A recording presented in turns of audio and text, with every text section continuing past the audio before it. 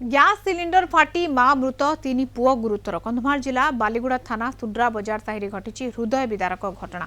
ଅଗ୍ନିକାଣ୍ଡରେ ମହିଳା ଜୀବନ୍ତ ଦଗ୍ଧ ହୋଇଥିବା ବେଳେ ତିନି ଦିବ୍ୟାଙ୍ଗ ପୁଅ ନିଆଁରେ ପୋଡ଼ି ହୋଇ ଗୁରୁତର ହୋଇଛନ୍ତି। ମୃତ ମହିଳା ସୁଡ୍ରା ଗାଁର ନାର୍ସୁ ସାହୁ। ତେବେ ନାର୍ସୁଙ୍କ ସହ ଚାରି ପୁଅ ସହ ଘରେ ଥିବାବେଳେ ସକାଳରେ ଗ୍ୟାସ୍ ସିଲିଣ୍ଡର फाटी घरे निआं व्यापी जाइथिला। तीन गुरुतर पुओं को उद्धार कर मेडिकल रे भर्ती करा जायछि। निआं को आयत्त करिछि अग्निशम बाहिनी। घटनास्थल रे पहुंची तदंत आरंभ करिछि बालिगुड़ा थाना पुलिस। आम सागे सागे फास्ट ओनर गाड़ी सह सदल दलबल सहित घटनास्थल पहुँचलु और देखिलु गोटे घरे निआं लगी। आम पहुँचा पूर्व तीन जन लोक इंजुरी होकर मेडिकल पलैते और से जन स्त्री लोक पोड़ी जलिक मरी जाते।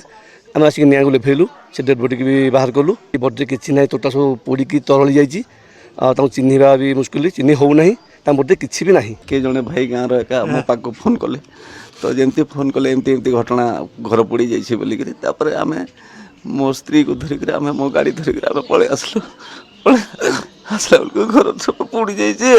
दुईटा शला पोड़ी जाइए अधा अधा पोड़ी जाइए। शाशु पूरा पोड़ी मरी जाइए पूरा पूरा डेथ हो जाइए।